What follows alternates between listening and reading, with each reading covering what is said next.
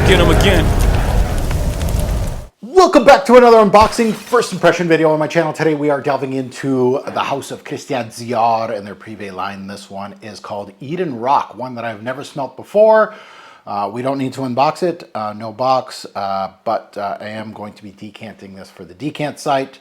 So it's one of those that, hey, if it comes in, I might as well give my thoughts on it, and we're going to see what this one is all about. Now, this one, Privé just released a new release called Rose Star. Just got the news today. So we are getting another Privé from Francis. So very busy man in 2025. Lots of Dior's coming out. Maison Francis K is also releasing some fragrances. But this is a Demachy release. This is how old this is. This is based on the Hotel du Cap eden-roc in the French Riviera. So makes all kinds of sense. I thought they already did a French Riviera fragrance, which I believe was after this, which was Dior Riviera, which, yeah, was based on that. So I guess they did this and they're like, now let's do it again. So we'll see how these fresh scents from Dior recently are all about that area. Not that I'm complaining, but I'm not a big seaside. It needs to be really well done. Honestly, I'll just be there. I'm not an aquatic guy. If you know me, I'm not a big aquatic guy. Now, I'm not saying that this is an aquatic, but if you're going to put like some sort of cologne or something Brox in, Ambre Gris nice, but it's just all about the master perfumier and what they do with it. Honestly, it has to be really tastefully done for me to like it. So let's delve into Eden-roc and let's see what it's all about. First of all, we got to take a look at the notes. But before we get into that, if you're new here, welcome to the Roguezoid channel. I'm your host, Mark. Smash that subscribe button, smash that like button, much appreciated. Yeah, if you're new here, you're going to see stuff like this getting unboxed, to designer fragrances, men's, women's fragrances, indie brands that you probably never heard of. Things like that. I sample a lot. Obviously, right now I'm really just trying to unbox everything that I've had in the past 3 years that I haven't unboxed. You see a whole bunch of boxes back here. This is just recent purchases in the past several months. I have a whole side over here that I have hundreds. It's getting thinned out now that I'm doing a lot more videos, but still a lot of work ahead of me and a lot more content for you. So you have to subscribe to see the stuff. And to the ones that are subscribed to me, that support me and my channel, thank you so much. This is a hobby. This is all this is. I'm not trying to sell you anything. I will give you my thoughts with my experience. I'm not saying that I'm better than anybody. I'm not saying just because you have a bigger collection or you've smelt a lot more doesn't mean you're better than someone. We all have our own little quirks. Every scent profile, gives a story to people differently. It all depends of your journey. So keep that in mind. There's no right or wrong in regards to certain things. It's all about you and your journey. And I'm here just to kind of help you out. That's how I started, is that people were helping me out, curve my little journey in the game. So yeah, to all the ones that support me throughout the years, thank you so much. Let's take a look at the note breakdown first, and then we'll take a look at pricing and things like that. Obviously, this is an old bottle size, 250, so good for us. Let's take a look at the notes. Top notes, we have sea salt. So, all right. I'm just bracing myself a little bit. Mineral notes, okay. Again, Sel Marin from Healy is probably the best aquatic in my personal opinion. So it does have those kind of features, so we'll see. It also has citruses up top as well, which makes sense. In the mid, we have jasmine mastic. Okay, so we got some green and we got coconut. Okay, coconut. All right, suntan lotion, maybe a fig note. That's not in the note breakdown, maybe. Jasmine, a white floral, okay. And in the base, we have pine tree and labdanum. So, okay, a little more depth in the back end. I was not expecting labdanum in the note breakdown, honestly. Labdanum, of course, a resin, can give out leathery aspects as well. I don't see that working well here, so I'm assuming it's going to be very thin, if not, not showing much of that portion of that note. This was released back in 2021. One of the late releases, probably one of the last releases from Monsieur Francois Desmachy. Absolutely love his nose. I took out some of my Privé. The others are over here. There's some over there. And there's obviously some that need to be unboxed as well. So I just decided, instead of just really crowding this, I took several out of my collection for you guys to have a little bit of eye candy here. Some pretty good ones beside me here. A Privé, it's one of the better Privé lines in my personal opinion, of course. Pricing, this one is retailing for $330 USD, and it's around $300 to $350 at discounter. So be careful with the Privé line. Discounters, don't blindly, you know, I just want to say this because discounters do get a lot of hate out there because people don't understand, like all these, you know, influencers that are, you know, a brand like Parfum de Marly, we'll give them as an example, specifically told reviewers to do videos on fakes and discounters and kind of dispel discounters. Unfortunately, I'm in the same group of people. I know who you know, and I know that PDM, even though they told reviewers to do that, and I'm looking at you and we all know who that is, the guy that they use in the US to distribute their stuff, that guy uses discounters to distribute PDM. So discounters don't get PDMs from like weird places. They got it from the source. The same factory that has the bottles of PDM that are going to retail shops are going to discounters. I know this fact, and I know this that person told a few reviewers, and I think Red Essence was one of them, so we'll call him out, to make videos and talk about fakes at discounters, and you have to buy it at retailers. So kind of funny how this game goes. But yeah, and again, for pricing at discounters, don't blind trust them in regards to price. You actually have to go to retail shop and see how much you're saving. Sometimes the discounters are more expensive than retail. Some retail shops maybe have, you know, a percentage off. They may have like some sort of special.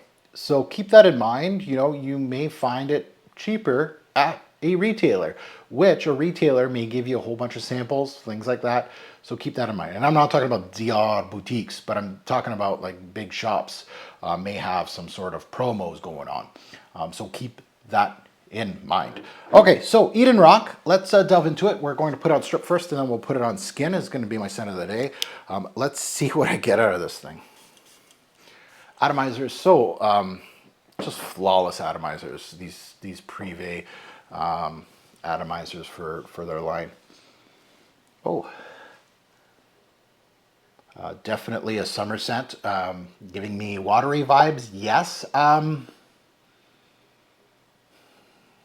I do get that salty, marine, watery, floral, a little bit of citrus here. A lot going on. For a very thin scent, it is definitely bringing me to the French Riviera. A little coconutty too. Ozonic is probably a better word for this than aquatic. Okay, let's put it on skin. We're gonna put a lot. We're gonna put, yeah, there we go. I'm soaked in eden-roc now. And I don't remember, but I think this thing got panned in the fragrance community, if I remember correctly. This reminds me, I'd have to go back. This reminds me of DS and Durga Radio Bombay. A little bit. I might be off, but Radio Bombay had a coconutty vibe. It had greens, it had florals, and it had a salty tinge to it, but also had a metallic feel. Kind of not in that realm, metallic, more mineral, like more sea salt on rocks kind of mineral kind of thing. Outdoors, summer scent, watery, salty, floral, a little bit of woods, a little bit of citrus. I'm getting bergamot as the citrus. It lists citrus notes. So I'm going to say bergamot because that's what I smell. A little creamy as well. So sandalwood, perhaps, maybe. And it's got a little bit of fruity nuance as well. Airy, ozonic, salty air. Oh, it reminds me of CK2. I have a bottle of that somewhere. And I remember, I love that one. It's a cheapie. It's discontinued. I don't know what the price is on it, but I'm trying to think of comparables because I kind of smelt a little bit of this. And CK2 had this, it was cheap back in the day. I think I bought it for like 30 bucks. It was a cool bottle, but it had that watery scent profile. And it was well done. I gave it its flowers, CK2. I like that scent. As big as my collection is, you know, I'm kind of like, oh yeah, I remember that. I'm looking this way because I think all my Calvin Kleins are in a curio cabinet way off camera in the corner over there. I got like several curio cabinets in this room. But yeah, it has that like spa-like quality, clean, creamy, definitely some jasmine. There might be other florals in here, but there's definitely, the jasmine is there. Salmarin could be a comparable, but I think it does it better personally for me. And I like this, and that's coming from a guy that doesn't like aquatic themed scent profiles. Like, I'm a notorious aquatic themed scent profile hater. I would say this is more ozonic than aquatic. And I could see why for private pricing, I could tell you that this wouldn't be popular. I like it from first sniff. Just as, you know, as a scent profile, right? As an unboxing, we're not going super hard and going, okay, you know, is it worth against all the other privés? Is it against, you know, all the other fragrances that are $300? I'm not going into that much detail. I'm just saying, do I like it from first sniff? Yes. It's minimalistic. It's a minimalist fragrance. Salty sea air could be a good way of saying it. I do get a little bit of the mastic as well, a little bit of that green, a fresh woody green note, kind of like pine. Mastic does that, and they have pine tree in the base, so it kind of makes sense that mastic's in here. It just, imagery wise, it makes me think of sitting seaside, being alone. You know, you just kind of needed time alone from everybody, and you're sitting on a rock. And, you know, the sea at times crashes on the rocks, well, all the time, but you're not feeling it unless there's a big crash of sea that hits the rocks that you may get a little bit of that spritz. That's how it's making me think. You know, you're heavy thinking. And it also has kind of like a sun-kissed, salty skin thing after swimming. So it could be one of those days that you just had a fun day at the beach. This is like close to the end of the day, and just maybe something kind of hits you at the end of the day that you just needed time alone and think. This is that scent profile.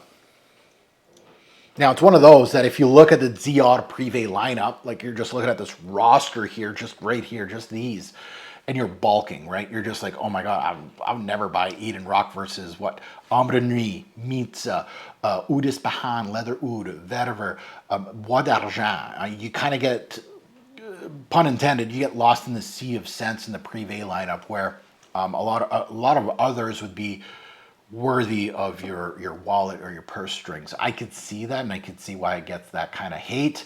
The brief was on point. Any rich people that would wear this for kind of like a vacation. I feel like this is like one of those pieces that I would wear this, like me personally as a scent head, you know, I'd wear this for a vacation. I'd bring this bottle with me that I'm going on a cruise. I'm going to somewhere like maybe the French Riviera or something, and this bottle would come with me, and it's one of those pieces that would be just for that one vacation.